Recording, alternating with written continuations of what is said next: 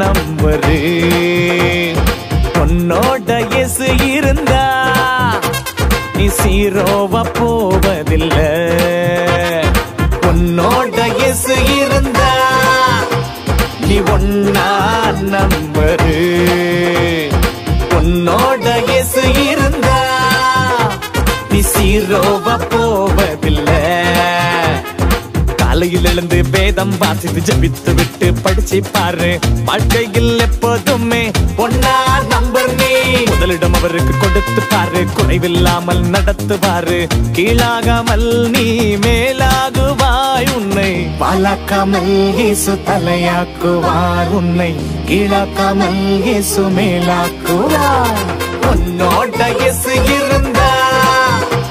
நீ ஒன்னா நம்பரு